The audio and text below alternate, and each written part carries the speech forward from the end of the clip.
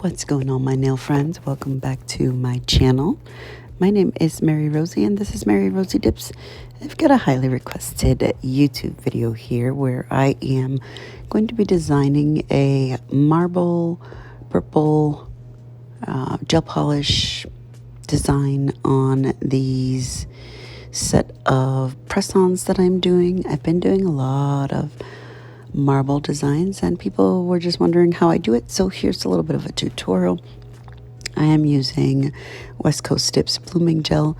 I do have 2 layers of cafe latte, which is the base color there, on the press-ons already, and then we're just going to be taking that brush that I have in the top right hand corner from West Coast Dips, and then I have my little gel palette there.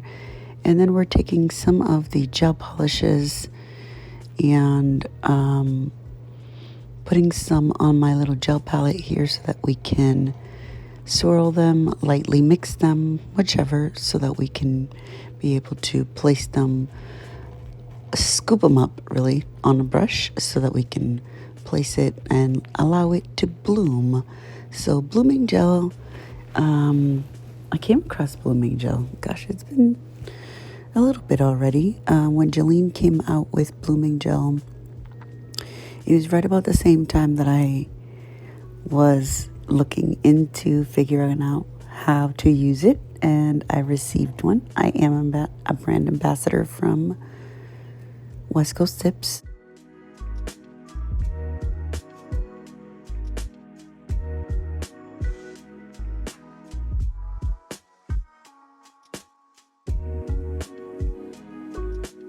So blooming gel, what it does is it's more of a thicker gel polish, and the goal of the blooming gel is to spread out or bloom whatever the gel product is that you put on top of it, whether it be one color or 10 different colors. So we're using several gel polishes, and what I want to do is I want it to be a marbled effect, but with the blooming gel. So the blooming gel will help anything spread out. If the design is already marbled, then the marbled design will bloom out of that. Not sure if I'm making any sense at all, but maybe when you see it on the first nail, you will see. So then I just take this little wooden stick and I kind of swirl it through a little bit, and not mixing it too much. If you mix it too much, then it just is one solid color, and that's not any help to anyone. And the base color for the marble design is up to you. I just chose this color because I won't be covering up the full nail with the marble, just kind of on the sides or on the top, and that's just how I like to do it. So we are adding 1 layer of blooming gel on top of that gel polish that is already cured on our press-ons. And so 1 nice, even, not crazy thick, not overly thin design, or I should say layer. You want to make sure that it's nice and smooth because it is the basis for other layers that are possibly going to clump up if this one is clumped up on one side, if that makes sense. And then we're using that brush and just kind of move forward and scoop. And so I scooped it up, and all I'm doing is letting it glide off the top of the brush, moving the brush around just a little bit, giving it enough room to kind of slowly plop off the brush, I guess. I try not to move the same little glob more than when I first put it on, because then it doesn't look like it bloomed on its own if you mess with it too much, if that makes sense. That's just my personal preference. And then I move on and do another nail. And by the time I'm done with the next nail, then the first one has bloomed beautifully and we can clean it up and cure. So that's just kind of my process. I'm working on the second one here. Same thing, 1 layer of blooming gel. And then we still have more than enough gel polish. And so we're scooping it up. And once again, we're going on the nail. Sometimes I turn my brush just slightly to get different parts of the little blob, for no other better term for it, I guess. To get that to turn and drop a different way on the nail. So right now we're just kind of looking at it. I wanted to see if I wanted to add a little bit more. And so now that those two nails are done, what I'm going to do is I'm putting on a glove. I do recommend that you have gloves because this is uncured gel. So this has bloomed beautifully. The only thing with blooming gel is it will spread out and go down the sides of the nail. Meaning, you put it on the top, you put it on the middle, and it blooms and goes all the way down the sides. And if you don't remove that excess, it will make your nail too wide. So you want to make sure that you're able to touch the side of the nail so that that excess gel polish kind of sticks to you. So I go back and forth between just touching the side of the nail and rubbing it and pushing just to see how much of that gel product I can actually get off just by doing that with my one finger.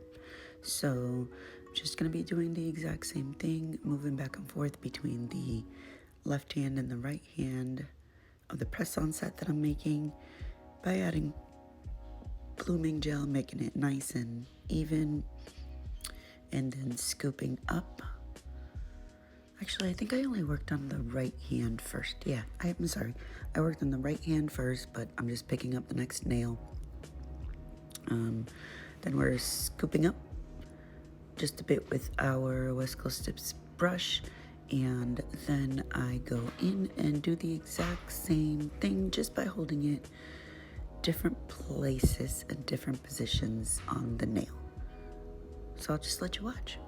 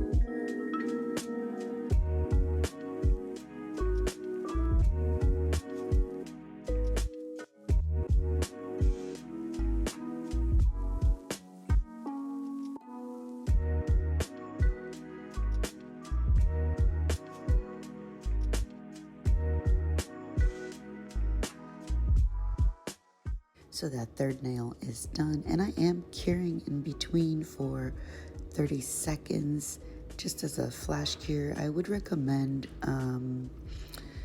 double curing because the layers of gel that you're putting on are actually thicker than normal, and you want to make sure that it doesn't stay uncured under the top there. So again, I'm doing the same thing with these other two nails, applying our blooming gel and scooping up some of that gel and creating our design like so.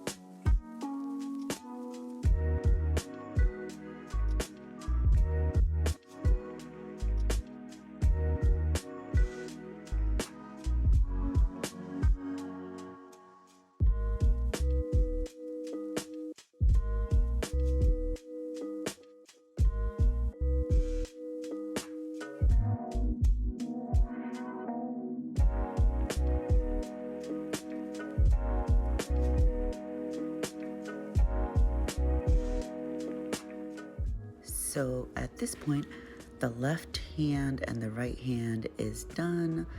I try to make them look similar, but of course with marbling and blooming gel, nothing will be exactly the same, so they are a little bit different, but I did try to cover the same areas of the nail.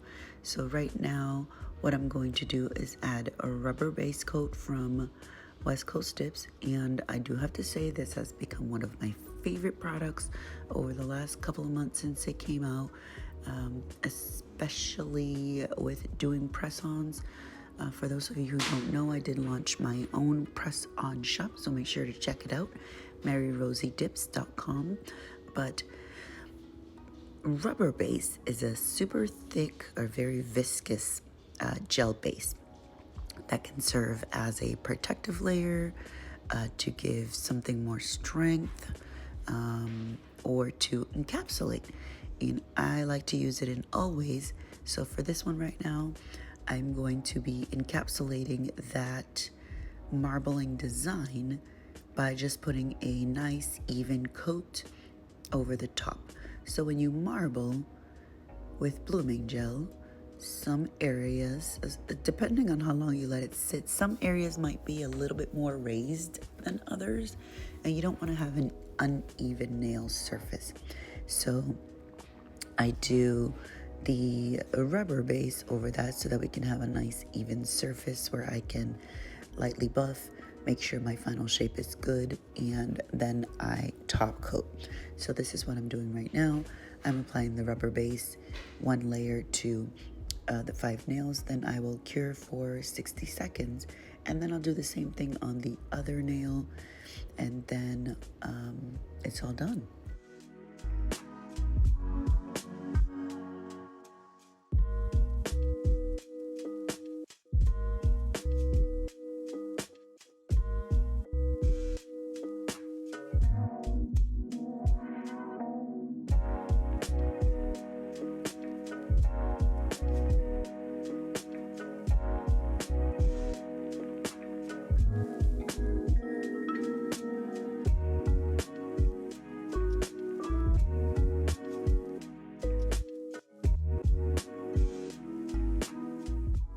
And this is what it looks like when the rubber base is cured.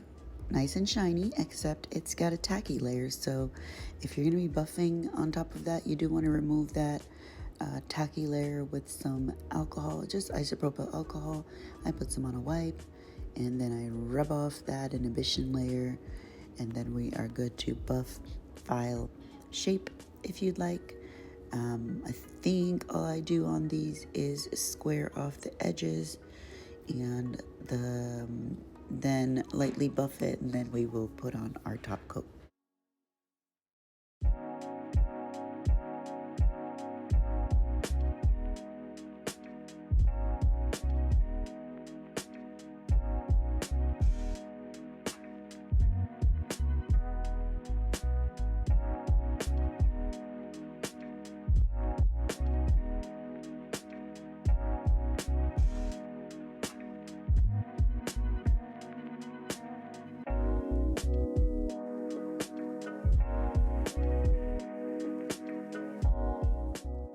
And once the nails are lightly buffed, filed, make sure that they are shaped back to whatever shape they were supposed to be. Then I am removing the excess powder that's kind of hanging around, or excess dust, with isopropyl alcohol once again. And then this is what our nails look like in matte, basically. Buffed, shaped, cleaned up with no excess dust, and then I'm adding adhesive primer so that I can skip the base coat. This is just a personal choice, but it's, for me, either adhesive primer and then gel top coat, or gel base and gel top coat. Either one. For me, I use them interchangeably. However, I just grab whichever one is next to me. Or depending on how thick the nails are. I did not want these to be any thicker, so this is why I have adhesive primer, and then I'm putting it on all 10 nails, and will be now putting gel top coat on these.